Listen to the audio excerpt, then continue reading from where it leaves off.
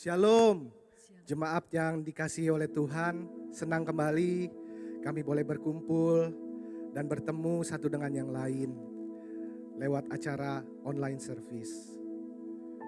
Pagi hari ini saya percaya bahwa Tuhan sungguh baik. Dimanapun kalian semua boleh berada, saya percaya dalam keadaan yang baik karena Tuhan sungguh baik dalam hidup setiap kami. Firman Tuhan pagi hari ini saya ambil dari Mazmur 118 ayat yang 28 dan 29. Firman Tuhan berkata, Allahku Engkau, aku hendak bersyukur kepadamu. Allahku, aku hendak meninggikan Engkau. Bersyukurlah kepada Tuhan, sebab Ia baik, bahwasanya untuk selama-lamanya kasih setianya. Amin.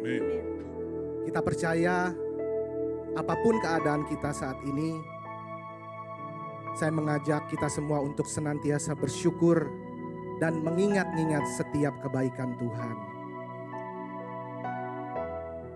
Saya percaya apapun yang menjadi pergumulan kita semua, Allah turut bekerja untuk mendatangkan kebaikan bagi kita semua yang mengasihi Dia. Amin Bapak Ibu. Amin. Mari kita satukan hati, kita berdoa.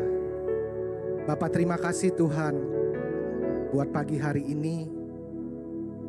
Kalau kami dalam pemeliharaan Tuhan yang baik. Kalau hari ini tepatnya Tuhan di bulan terakhir tahun 2020, bulan Desember Tuhan. Kami melihat bahwa karya Tuhan besar dalam hidup kami. Kami tidak kekurangan yang baik, karena Tuhan sungguh baik. Bapa, hamba-Mu berdoa dari tempat ini, dimanapun teman-temanku Tuhan, saudara-saudara di dalam Tuhan saat ini berada. Engkau yang melawat mereka Tuhan, Engkau yang memberkati mereka Tuhan. Biarlah senantiasa Engkau hadir dalam setiap kehidupan mereka. Terima kasih Tuhan. Kami mau bersyukur kepadamu. Haleluya. Mari sama-sama kita katakan, amin. Thank you Jesus. Dengan apa ku membalas kasih-Mu yang ku terima dari-Mu. Dengan apa ku membalas cinta-Mu,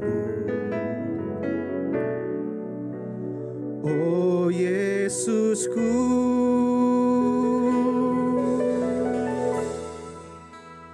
Ku mau selalu bersyukur, selalu bersyukur.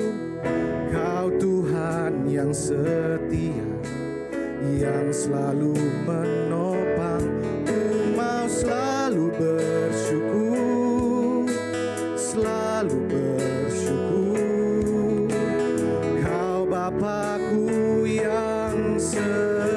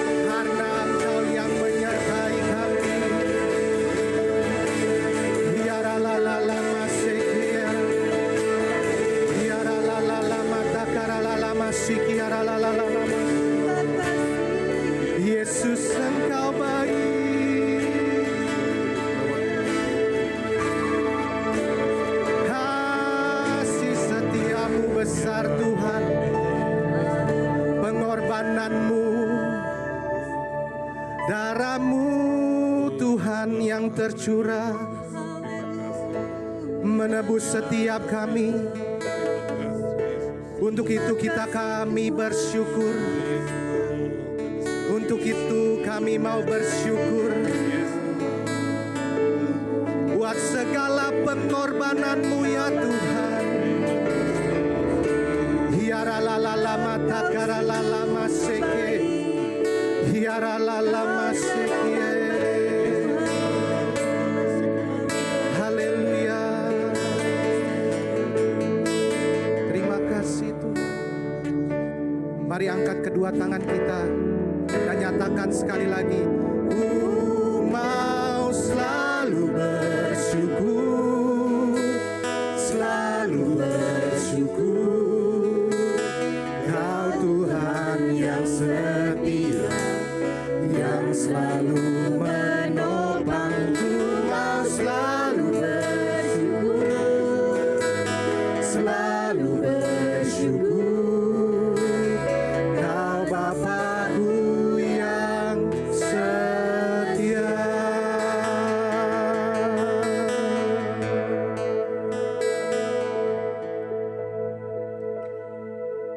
Kami angkat ucapan syukur kami di hadapan-Mu Tuhan. Sebab firman-Mu berkata, mengucap syukurlah dalam segala hal. Itulah yang dikehendaki oleh Tuhan di dalam setiap hidup kita. Bapa, pagi hari ini Tuhan, tidak ada alasan Tuhan kalau kami tidak mengucap syukur kepada-Mu Tuhan. Karena Engkau sungguh baik dalam hidup kami. Berkat-Mu senantiasa baru setiap hari Tuhan. Janji-Mu Tuhan tidak pernah terlambat dalam hidup kami. Kalau kami ada sebagaimana kami ada hari ini Tuhan, itu semuanya karena Engkau Tuhan. Terima kasih sekali lagi Tuhan buat pengorbanan-Mu Tuhan. Engkau telah mengangkat hidup kami. Engkau telah menebus hidup kami Tuhan. Untuk itu tidak ada alasan untuk kami tidak mengucap syukur Tuhan. Bapa, apapun Tuhan, kalau kami saat ini Tuhan sedang mengalami pergumulan Tuhan, sedang tidak menemukan jalan keluar Tuhan, firman-Mu berkata, carilah Tuhan, maka Dia akan membukakan jalan buat engkau. Tuhan tidak pernah merancangkan yang tidak baik buat hidup kita. Mari saudara, ingat-ingat setiap kebaikan Tuhan. Kalau kita masih ada sampai hari ini, apapun situasi di luar boleh terjadi, tetapi pemeliharaan Tuhan dan perlindungan Tuhan sempurna dalam hidup kami. Bapak, kami berdoa Tuhan untuk teman-teman kami yang sedang mengalami pergumulan. Mungkin sedang ada masalah dalam pekerjaan, mungkin sedang ada masalah dengan ekonomi Tuhan. Engkaulah Tuhan satu-satunya jalan keluar buat mereka Tuhan. Biarlah Tuhan kami senantiasa mendekat kepadamu, melekatkan hati kami kepadamu Tuhan. Sebab Engkaulah Tuhan perlindungan kami, kota benteng kami yang kuat. Terima kasih Tuhan. Inilah doa kami Tuhan. Sekali lagi kami bersyukur. Kami bersyukur kepadamu Tuhan. Terima kasih Bapa yang baik. Terima kasih Bapa yang baik. Di dalam nama Tuhan Yesus kami berdoa. Haleluya Yesus. Haleluya. Amin. Inilah cinta kami kepada Engkau Tuhan. Inilah pujian kami kepada Engkau Yesus. Haleluya Jesus. Thank you Lord Jesus.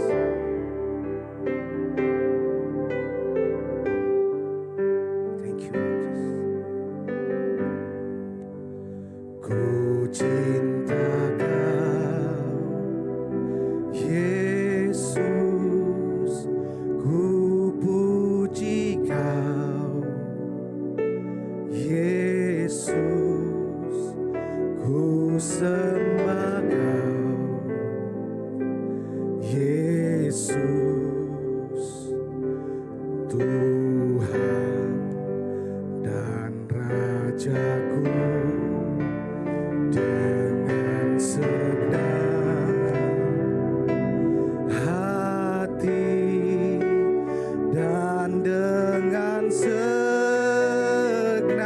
jiwaku, akal budi, ku cinta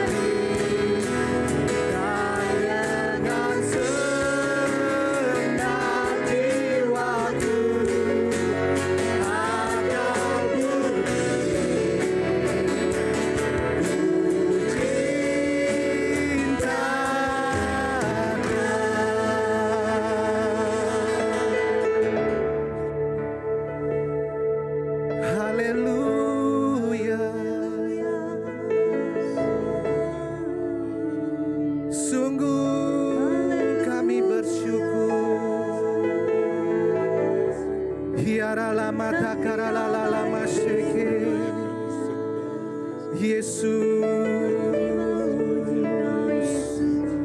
haleluya.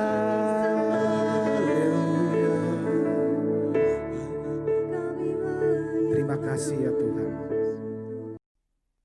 Bapak, Ibu, saudara-saudara sekalian, sebelum kita mengambil bagian dalam perjamuan kudus, saya akan bacakan beberapa ayat yang diambil dari 1 Korintus pasalnya yang ke-11 ayat ke-27 dan 28 demikian. Jadi barang siapa dengan cara yang tidak layak makan roti atau minum cawan Tuhan, ia berdosa terhadap tubuh dan darah Tuhan. Karena itu hendaklah tiap-tiap orang menguji dirinya sendiri, dan baru sesudah itu ia makan roti dan minum dari cawan itu. Saudara, berbicara tentang tubuh Tuhan, minimal ada dua hal. Yang pertama, tubuh Tuhan Yesus itu sendiri yang telah disalibkan dan dipecah-pecahkan bagi kita semua. Dan hal yang kedua, tubuh Kristus sering diasosiasikan dengan gereja Tuhan, di mana Yesus yang telah mati bagi gerejanya dan mempersatukan gerejanya itu. Itulah tubuh Kristus yang setiap orang saat mereka mengambil perjamuan kudus, hendaklah mereka menguji hati mereka terhadap tubuh Tuhan yang disalibkan dan terhadap tubuh Tuhan yang merupakan gereja Tuhan, agar kita memiliki hati yang benar satu dengan yang lain. Itu sebabnya ayat 29 berkata, karena barang siapa makan dan minum tanpa mengakui tubuh Tuhan, ia mendatangkan hukuman atas dirinya.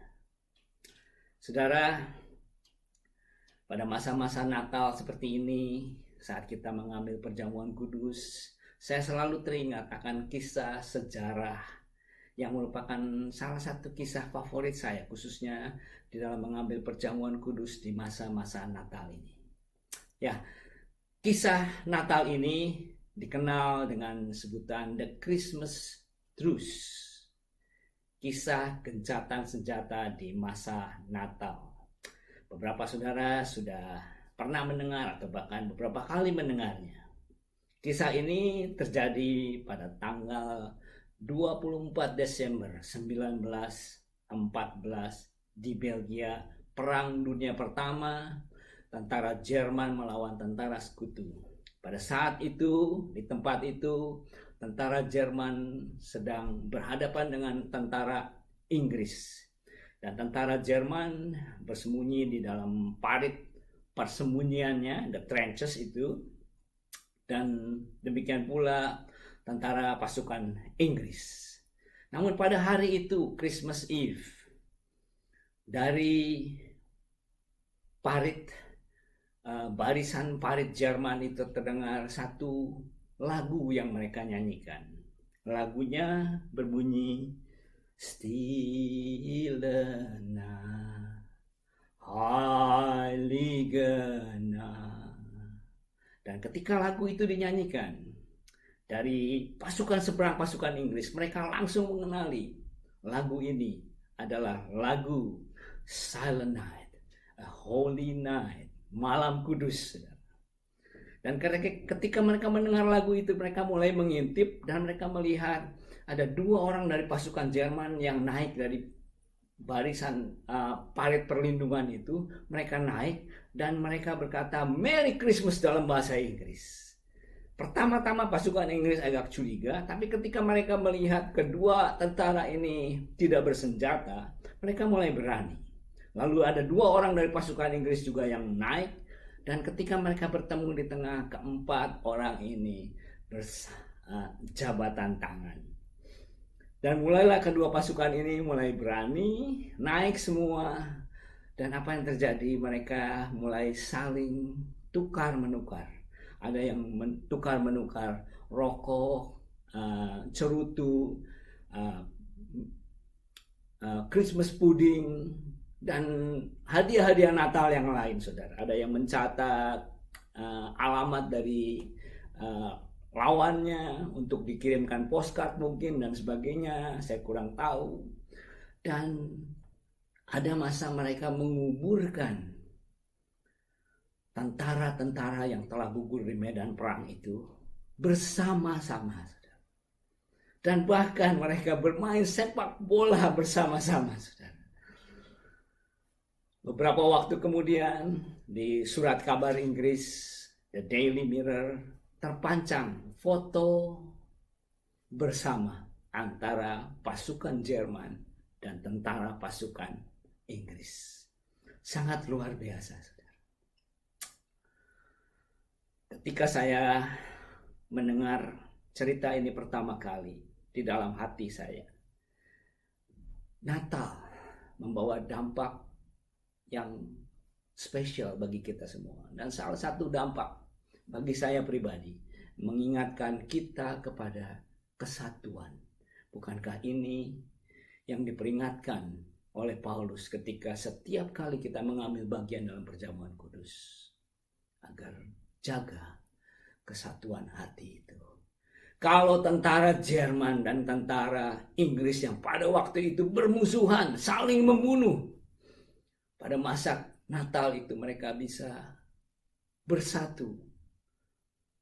Saya mau encourage saudara, apalagi kita sesama anggota kerajaan Allah, sesama anggota gereja, bahkan sesama eklesia. Kita pastikan saat kita mengambil bagian dalam perjamuan kudus ini, kita punya hati yang benar satu dengan yang lain. Tubuh Kristus, mengakui tubuh Kristus di dalam kesatuan, di dalam kasih, saling mengasihi. Jangan ada ganjalan satu dengan yang lain. Mari kita siapkan hati dengan roti di tangan kita. Sebab apa yang telah kuteruskan kepadamu, telah aku terima dari Tuhan, yaitu bahwa Tuhan Yesus pada malam waktu ia diserahkan mengambil roti. Dan sesudah itu ia mengucap syukur atasnya, ia memecah-mecahkannya dan berkata, inilah tubuhku yang diserahkan bagi kamu. Perbuatlah ini menjadi peringatan akan aku. Saudara-saudara yang dikasihi oleh Tuhan, bukankah roti yang kita pecah-pecahkan adalah persekutuan dengan tubuh Kristus? Karena roti adalah satu, maka kita sekalipun banyak adalah satu tubuh. Karena kita semua mendapat bagian dalam roti yang satu itu. Mari kita makan bersama dengan kesatuan hati di dalam kasih Tuhan.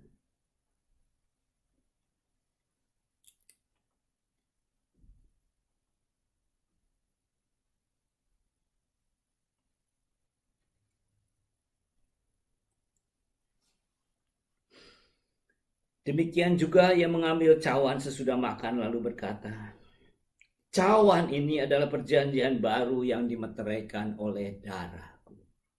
Perbuatlah ini setiap kali kamu meminumnya menjadi peringatan akan aku. Saudara-saudara yang dikasihi Tuhan, bukankah cawan pengucapan syukur yang atasnya kita ucapkan syukur adalah persekutuan dengan darah Kristus? Darah Kristus yang telah mempersatukan kita. Mari kita minum bersama.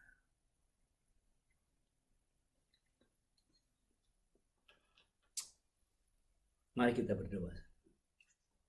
Bapa, kembali kami mengucap syukur Tuhan. Karena Kau telah mengirimkan Yesus yang telah menjadi roti yang hidup bagi kami. Terima kasih untuk darah yang tertumpah bagi kami semua yang menebus kami. Roti dan anggur yang bagi kami juga telah mempersatukan kami di dalam keluarga Allah. Terima kasih Bapa, sekali lagi di masa-masa Natal ini biar kami semakin diingatkan akan kesatuan tubuh Kristus di dalam penebusan dan di dalam kasih Bapa, Putra, dan Roh Kudus.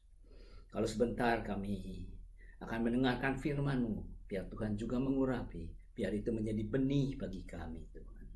Biar hati kami menjadi seperti tanah yang mudah digarap Tuhan, hati yang lembut, hati yang tidak dangkal, hati yang tidak penuh semak duri, tapi melainkan tanah yang subur, supaya setiap firman-Mu Tuhan boleh berlipat kali ganda, berbuah 30, 60, bahkan 100 kali ganda. Dan nama Tuhan dipermuliakan melalui buah kehidupan kami.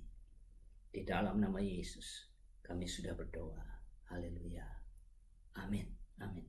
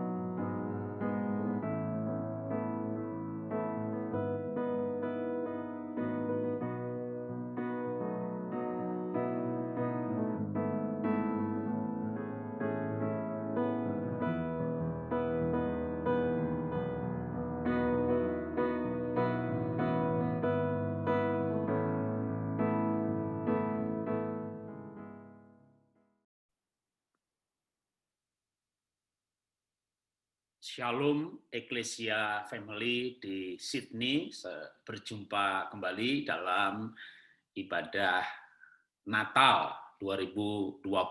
Ya, ini kalau bukan karena pandemi, saya nggak berkali-kali ke Sydney, tapi justru dalam masa pandemi ini sudah berapa kali ya saya melayani Ecclesia Family Sydney. Ya, itu berkat yang lain di balik pandemi, yang secara keseluruhan memang berdampak negatif, tapi dalam hal-hal tertentu atau bisnis tertentu, kehidupan tertentu, justru ada hal yang luar biasa. Nah, kita hari ini memperingati Natal yang walaupun soal kelahiran Tuhan Yesus di bumi ini menyisakan atau ada pro dan kontra. Ada bahkan yang merayakannya bulan September Oktober bersamaan dengan Hari Raya Pondok Daun.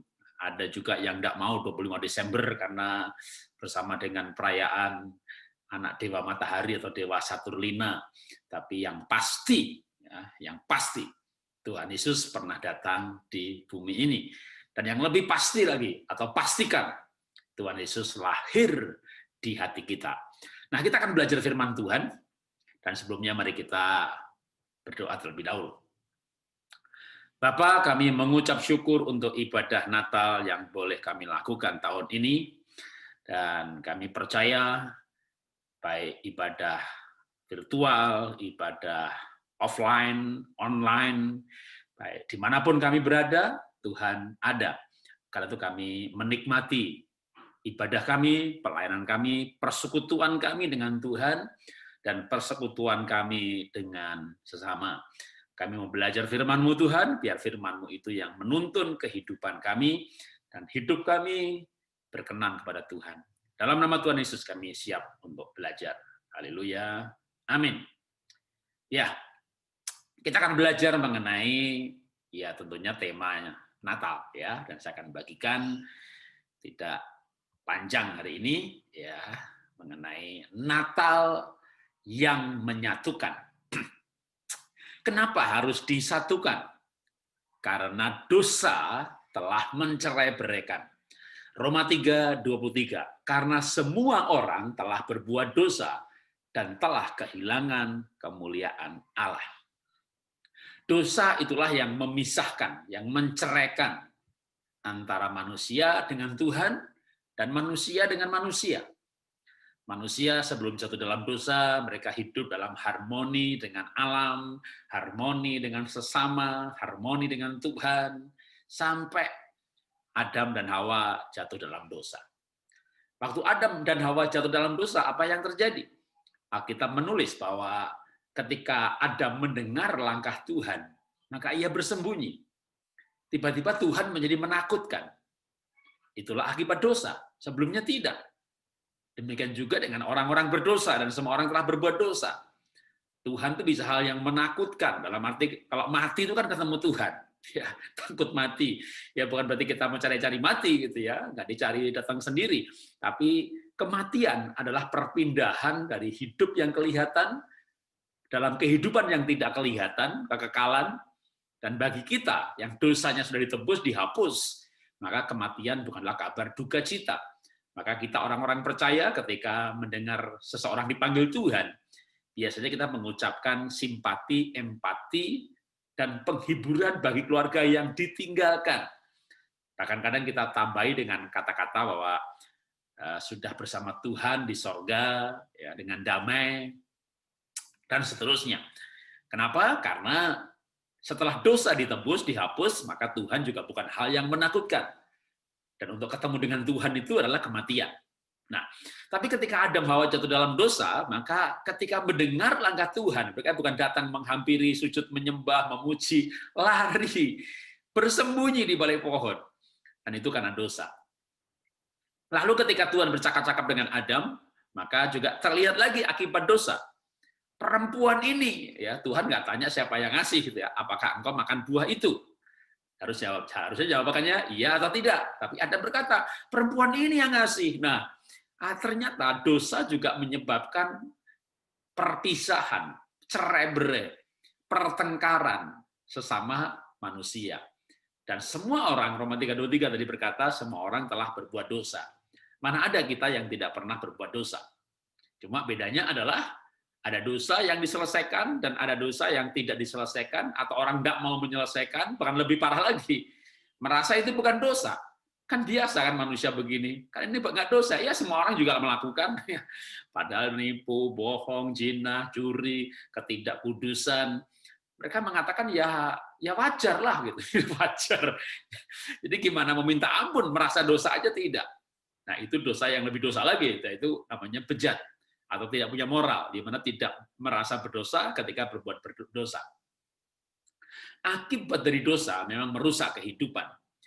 Dan itu memisahkan kita dengan Tuhan, dan juga memisahkan manusia dengan manusia.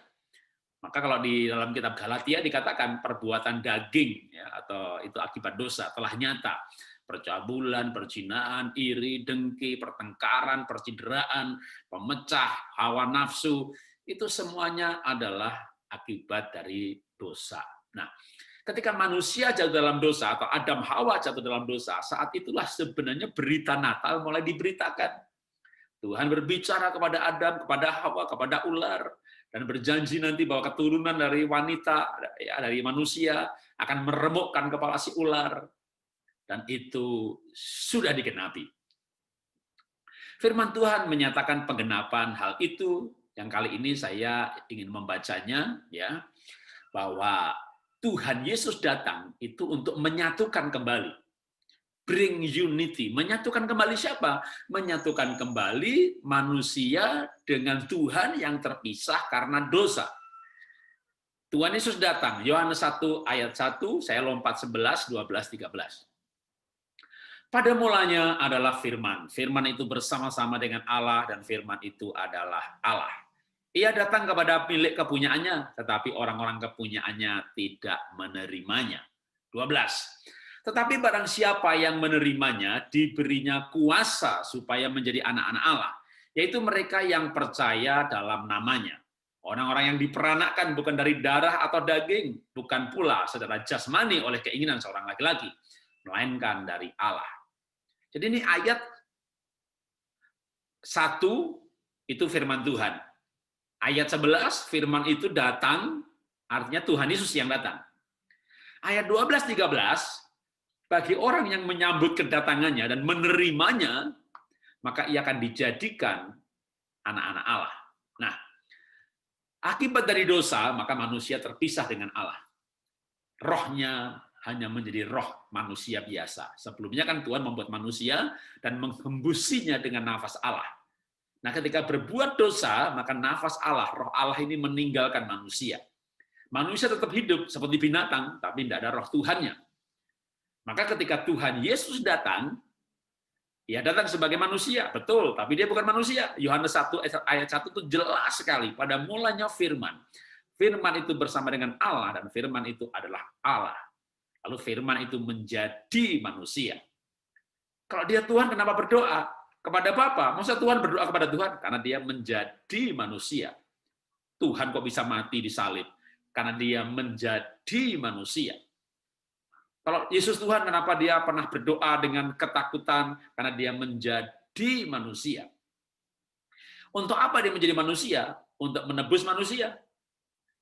Kan kalau kita misalnya utang 10 juta dengan agunan jam senilai 10 juta. Kita harus menebus itu ya pakai 10 juta. Yang berdosa manusia, nebusnya dengan manusia. Cuma manusia yang tanpa dosa. Maka Tuhan Yesus, firman itu, Allah itu menjadi manusia, dan manusia yang tidak berdosa. Ketika kita mau menerima bahwa Yesus adalah Tuhan yang menjadi manusia, bahwa dia adalah Mesias, juru selamat yang dijanjikan kepada Adam dan Hawa waktu mereka jatuh dalam dosa. Jadi kita menerima dia sebagai nabi, sebagai guru, sebagai Tuhan, sebagai Lord, tapi juga sebagai God, sebagai Tuhan juru selamat pribadi. Tuhan, aku orang berdosa, Roma 3:23, semua orang berbuat dosa. Dan aku menerima Yesus sebagai Tuhan dan juru selamat pribadi. Masuklah dalam hatiku sebagai Tuhanku, sebagai Tuhan atas egoku, sebagai Tuhan atas pribadiku. Maka kita diberi kuasa, roh kita bercampur dengan roh Tuhan kembali. Kenapa saya katakan demikian? Karena Efesus 1 ayat 13 dikatakan, barang siapa menerimanya, ia dimeteraikan dengan Roh Kudus Allah. Di mana meterainya? Roma 8 berkata, roh itu bersaksi bersama roh kita, bahwa kita adalah anak-anak Allah. Maka Yohanes tadi berkata, barang siapa menerimanya, diberinya kuasa menjadi anak Allah. Roma 8 berkata, roh itu bersaksi bersama roh kita. Roh yang mana? Efesus 1:13. Barang siapa menerimanya, dimeteraikan dengan Roh Kudus Allah. Jadi kalau kita menerima Yesus sebagai Tuhan dan Juru Selamat, sebagai Mesias secara pribadi, maka Tuhan Yesus natal di hati kita. Dia lahir di hati kita. Soal lahir di dunia ini, tahun berapa, tanggal berapa, kok saya tidak terlalu peduli. Gitu ya. Dalam arti, yang saya peduli, dan saya tahu, saya rasakan, saya mengalami, Tuhan Yesus lahir di hati saya. Saya dulu bukan orang Kristen dan saya takut mati, takut kematian. Tuhan itu besar sekali dan jauh sekali. Sepertinya tak terjangkau dan saya berharap mudah-mudahan bisa masuk surga. Berjuang untuk bisa. Tapi saya nggak pernah mendapat kepastian. Terpisah dengan Tuhan. Tapi waktu saya lahir baru, menerima Yesus sebagai Tuhan dan Juru Selamat pribadi, saya mengalami Natal, maka saya kembali bersatu dengan Tuhan, di mana roh Tuhan dimeteraikan di dalam roh saya. Nah, ini yang paling besar, ya. Ini yang paling utama dari Natal, berkat kelahiran Tuhan Yesus di hati kita, yaitu keselamatan. Karena Roh Kudus yang bersama dengan roh kita, itu yang menjadi jaminan, kepastian bahwa roh kita akan kembali kepada rohnya, kepada sorga, kepada Tuhan, kembali kepada asalnya, roh kita dari mana berada, setelah roh kita bersama dengan Roh Kudus yang diberikan waktu kita menerima Yesus sebagai Tuhan, itu menjamin kita untuk mendapat keselamatan kekekalan setelah kita meninggal. Artinya, Natal, kelahiran Tuhan Yesus di hati kita, menyatukan kembali kita dengan Tuhan. Nah, kita di dunia itu tidak sendirian. Ada dampak kepada orang-orang yang bersama-sama mengalami Natal. Maka saya katakan di sini, Tuhan Yesus datang juga untuk menyatukan sesama manusia, sesama anak-anak Tuhan, untuk menjadi sebuah persekutuan sesama orang percaya yang disebut gereja atau tubuh Kristus. Ketika orang percaya ketemu orang percaya, maka rohnya kontak, jiwanya nyambung, sehingga bisa langsung rasanya kayak kenalan lama, akrab. Ya, itu karena apa? Karena kedatangan Tuhan Yesus di hati kita akan membawa kepada persekutuan sesama orang percaya. Kita baca ayatnya. 1 Yohanes 1 ayat 7. Tetapi jika kita hidup di dalam terang, sama seperti Dia ada di dalam terang, maka kita beroleh persekutuan seorang dengan yang lain, dan darah Yesus anaknya itu menyucikan kita daripada segala dosa. Kita hidup dalam terang, maka kita beroleh persekutuan seorang dengan yang lain. Itulah kenapa saya katakan Tuhan Yesus datang itu untuk menyatukan sesama anak Tuhan. Membawa kesatuan, bring unity. Christmas bring unity. Tuhan Yesus lebih tepatnya lagi sebenarnya. Ya, Christmas dalam arti Tuhan Yesus lahir di hati kita. Datang untuk membawa persatuan, persekutuan antar orang percaya. Nah, saya akan mungkin berikan kesaksian. Ya, saya ini orang Jawa, ya, Jawa miskin dari Jawa Tengah Solo. Sebelum saya menjadi orang Kristen, lahir baru, menerima Yesus sebagai Tuhan dan Juru Selamat pribadi. Sebagai orang miskin, saya iri hati dan benci orang kaya. Dan kebetulan yang kaya itu kebanyakan kalau di Indonesia, di kota saya dulu, ya, di kampung saya, ya, yang punya toko, gitu ya, itu orang Tionghoa. Bahkan dulu saya nggak bisa bilang Tionghoa, orang Cina. Dalam bahasa Jawa kadang Cino gitu ya. Wah, jadi saya itu benci orang Cina. Kota Solo itu, Jawa Tengah itu emang orangnya itu tenang, kalem, lembut. Tapi ada juga yang bilang glenes. Glenes itu diam-diam menakutkan. Makanya ya pernah ada huru-hara PKI ya di Solo, ada tokoh-tokoh teroris ditangkap ya di Solo gitu ya. Pernah ada huru-hara kerusuhan anti orang India ya di Solo. Pernah bakar-bakar toko punya orang Cina ya di Solo. Itu sebelum 98. Waktu saya SMA itu 81, 82. Waduh, kota Solo itu kayak Jakarta tahun 98. Toko-toko dibakarin begitu ya. Itu saya begitu. Kenapa? Karena di luar Tuhan yang ada kebencian. Bahkan kalau saya ini sebagai orang miskin gitu ya, misalnya duit saya hilang, barang saya hilang, itu langsung menuduh, saudara. Menuduh siapa? Ini pasti Cina di sana itu punya tuyul itu. Itu tuyulnya orang Cina itu pasti yang nyuri uang saya. Jadi kalau kita duitnya hilang, yang kita tuduh itu tuyulnya si Cina gitu ya. Wah, itu Cina kaya kan karena punya tuyul gitu ya. Jadi itulah sikap hati orang jahat, orang miskin, udah miskin jahat lagi. Jadi saya itu benci sama orang Cina. Ya, kalau ada mobil lewat orang Cina, kita tahu tuh yang punya orang Cina. Kadang kita lempar kerikil, pedok gitu. Berhenti mobilnya. Ya kita ajak berkelahi. Jadi saya ini dulu sebelum bertobat nakal saya. Bukan nakal lagi, orang Jawa bilang beling. Beling itu mbahnya nakal.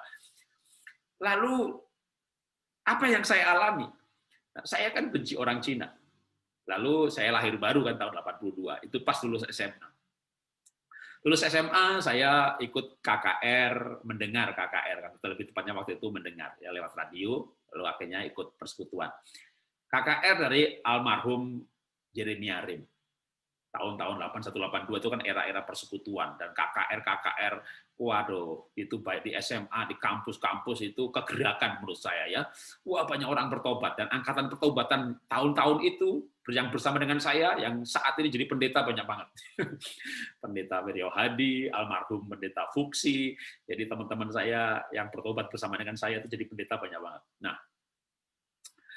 Nah, waktu saya lahir baru, itu ada perubahan banyak sekali. Salah satunya aja yang saya ceritakan. Kan tadi saya bilang saya itu benci orang Cina. Begitu lahir baru, ternyata hati saya itu baru, termasuk mata saya yang baru. Waktu saya kebaktian di Bogor, karena saya kuliahnya di IPB, Institut Pertanian Bogor. Jadi begitu lulus SMA, lahir baru, kuliah di Bogor.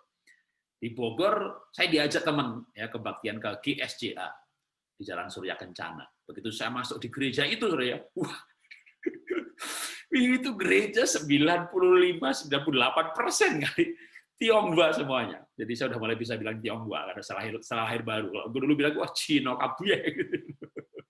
Sekarang bisa bilang Tionghoa. Dan ajaib, ya. Dulu tuh lihat orang Cina itu benci gitu. Begitu bertobat, lihat orang Tionghoa itu kok tak lihat tuh kok ya cantik-cantik, putih-putih gitu ya. Singkat cerita, ya. Ya di gereja itulah saya menemukan istri saya.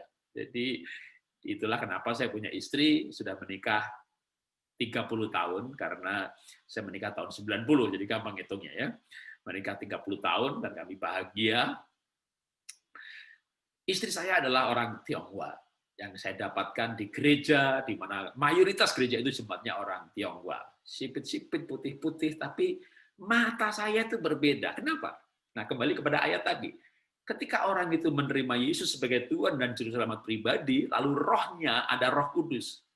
Maka ketika berjumpa dengan orang lain, suku lain, bahkan dulu yang pernah dibencinya, Indonesia ini kan banyak kasus ya benci antar suku ya, baik pribumi dan non pribumi atau sesama pribumi tapi sukunya berbeda, ada gesekan-gesekan. Jadi itu pun saya alami ya, yang namanya kesukuan, rasis.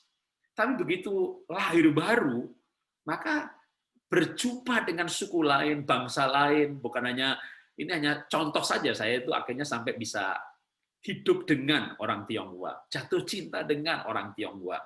Betul-betul yang namanya kebencian, sekat-sekat itu hilang karena ada rasa sekarang itu bukan batas.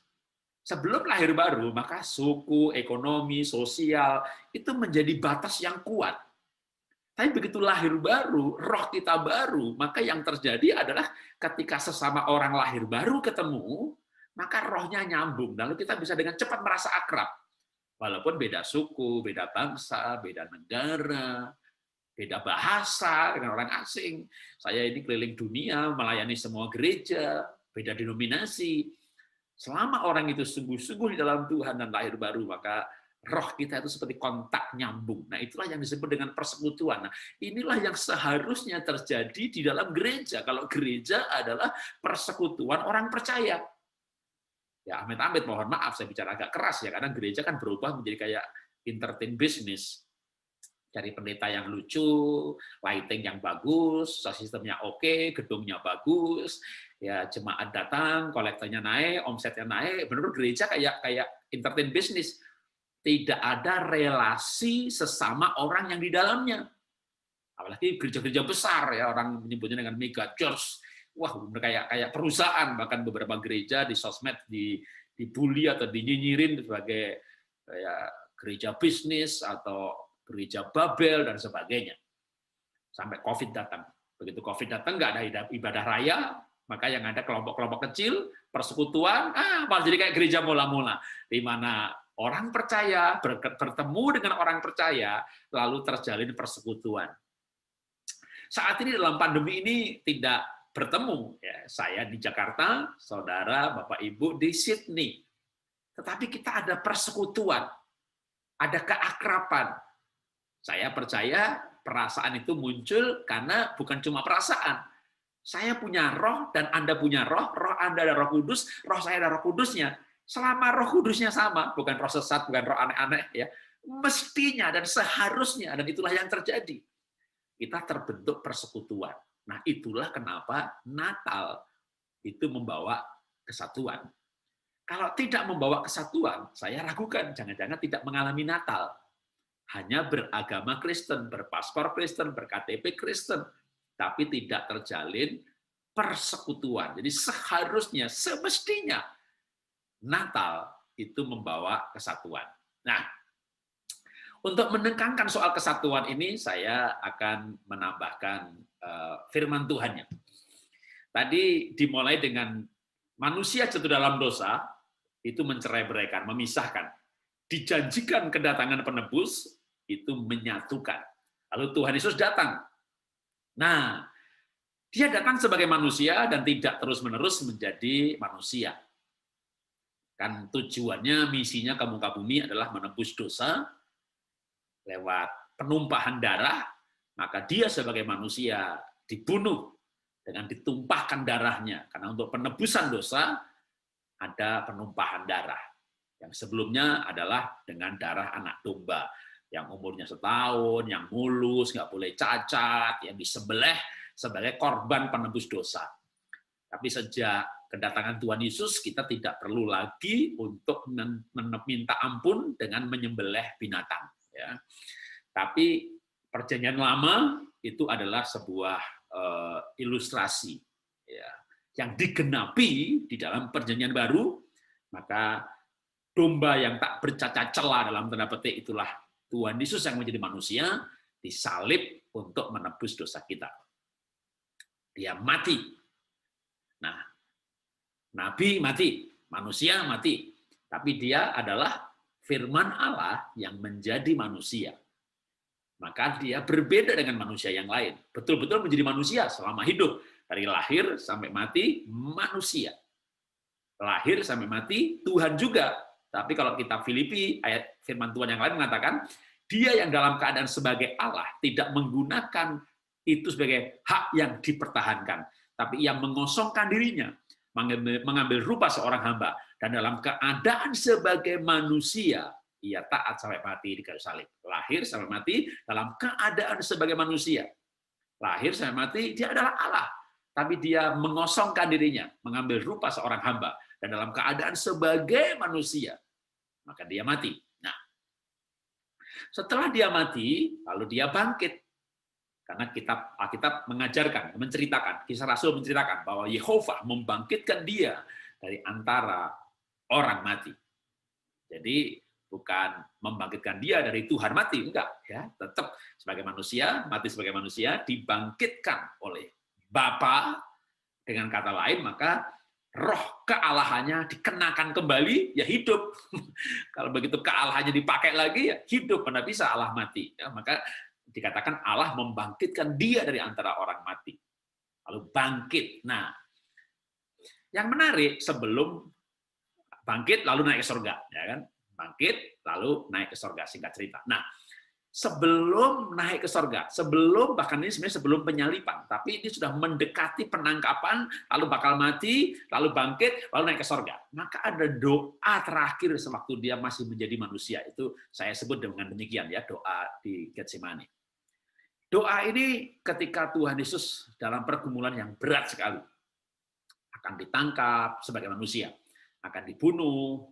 Apa doanya? Saya bacakan Yohanes 17 ayat 20-21. Doanya saya panjang, tapi saya bacakan intinya untuk hari ini. Dan bukan untuk mereka ini saja aku berdoa, mereka ini para murid-muridnya. Jadi dengan kata lain saya katakan, dan bukan hanya untuk murid-murid ini saja aku berdoa, tetapi juga untuk orang-orang yang percaya kepadaku oleh pemberitaan mereka.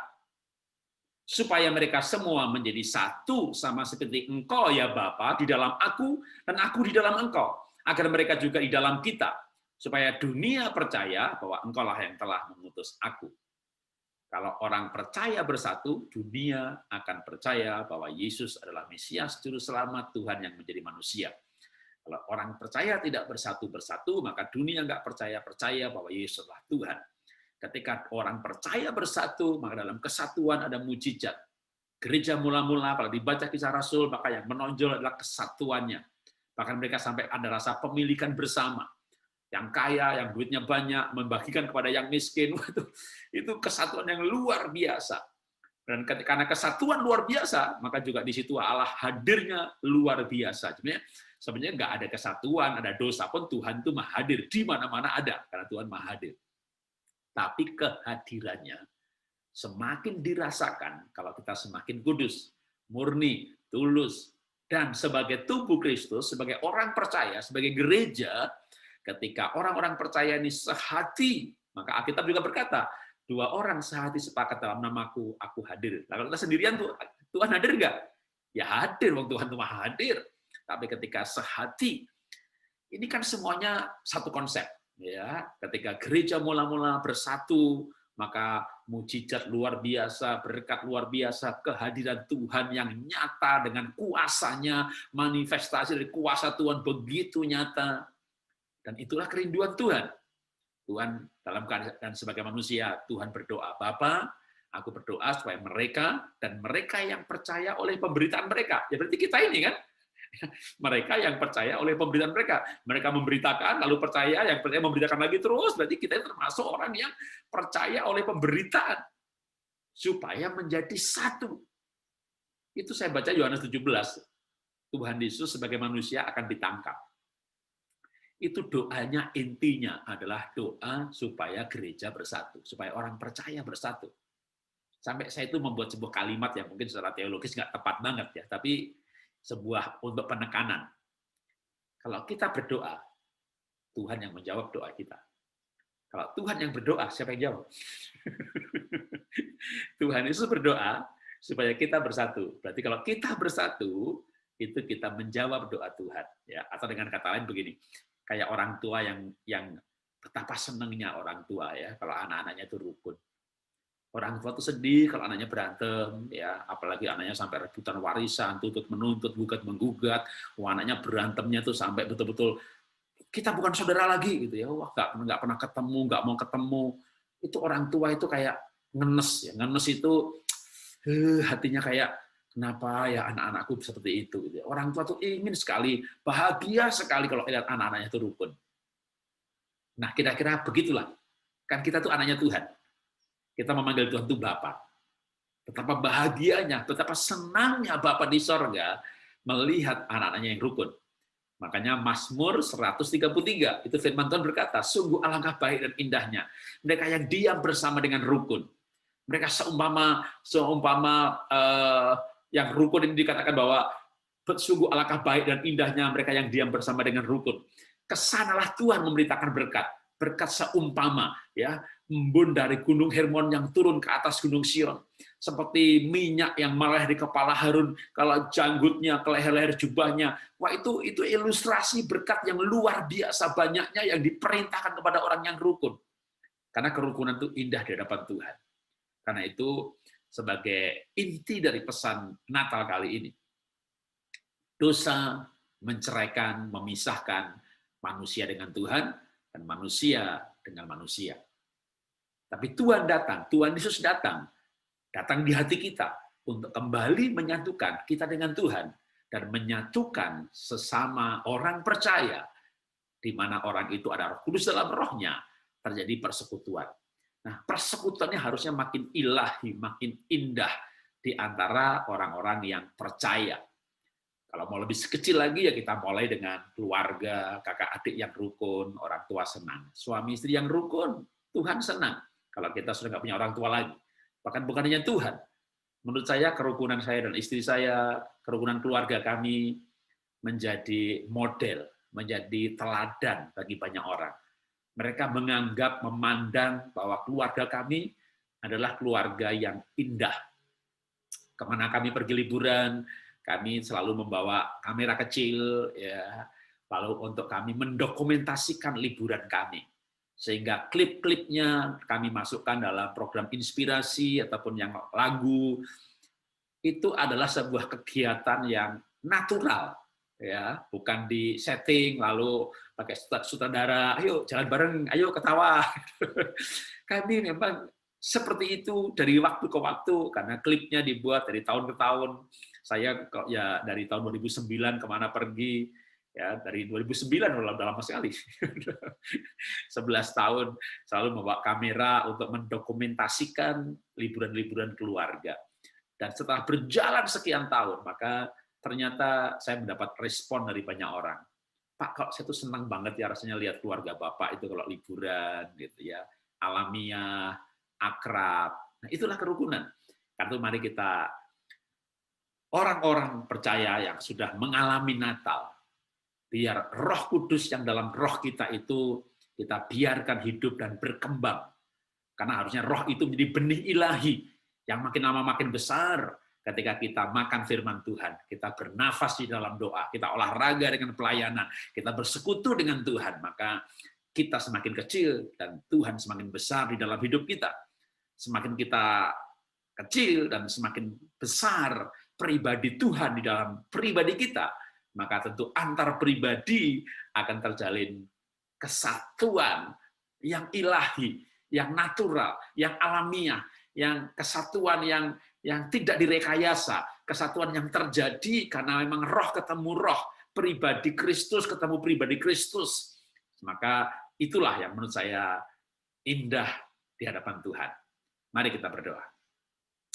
Bapa, kami mengucap syukur, kami belajar firman-Mu mengenai Natal yang menyatukan pada hari ini, dan kami percaya Tuhan, firman-Mu hidup, firman-Mu berbicara terus di dalam hati kami, dalam pribadi-pribadi kami, untuk membawa kami dalam persekutuan tubuh Kristus yang semakin disempurnakan dan disatukan. Di dalam nama Tuhan Yesus kami sudah belajar firman-Mu. Haleluya. Amin. Ya, dan terakhir saya ucapkan selamat Natal 2020. Tuhan memberkati.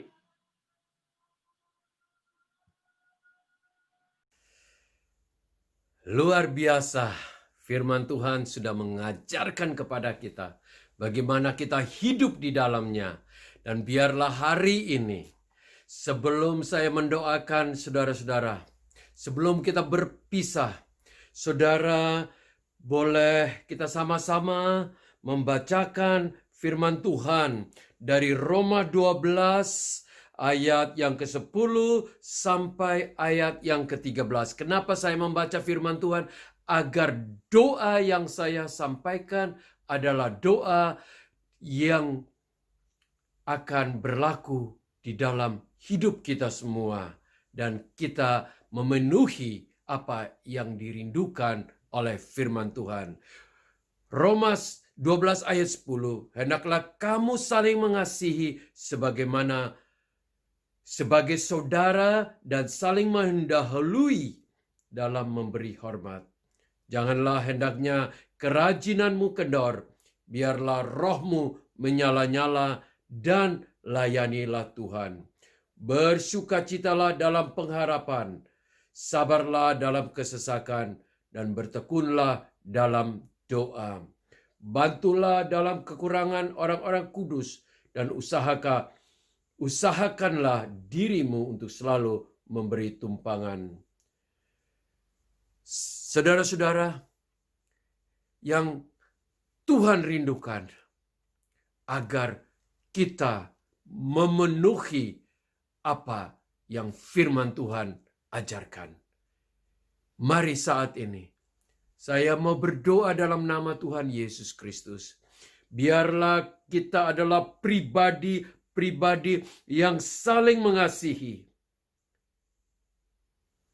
Tuhan, biarlah kami adalah pribadi yang benar-benar saling mengasihi, saling menghormati, saling mendahului, memberikan hormat. Dan kami adalah pribadi yang tidak akan tergoyahkan, dan roh kami akan terus menyala-nyala dan melayani Tuhan. Kami akan Tuhan tidak akan kendor dan akan terus bersukacita di dalam pengharapan. Kami akan tetap sabar di dalam kesesakan, dan kami tidak akan berhenti bertekun untuk berdoa. Dan kami tetap akan menjadi pelaku firman Tuhan, memberikan pertolongan orang-orang yang berkekurangan. Dan biarlah Tuhan, diri kami selalu terbuka untuk menjadi berkat bagi orang lain. Ya Tuhan, biarlah berkat kebaikan, berkat kemurahan, kekuatan dari surga memampukan kami untuk memenuhi apa yang Engkau rindukan, apa yang firman Tuhan sudah ajarkan. Kami adalah pelaku-pelakunya. Biarlah kebaikan Tuhan menyertai kami, biarlah kekuatan Tuhan, hikmat dari sorga, dan Roh Kudus selalu menyertai, menghibur dan menguatkan, dan memberikan pengajaran kepada kami, supaya setiap dari kami bukan saja menjadi pengikut yang biasa-biasa, tapi kami adalah pengikut yang dewasa dan yang berbuah tak henti-hentinya. Di dalam nama Bapa, Putra, dan Roh Kudus, turunlah kuasa kasih karunia Tuhan untuk memampukan kami semua menghidupi firman Tuhan dan melaksanakan di dalam hidup kami. Di dalam nama Tuhan Yesus Kristus. Amin.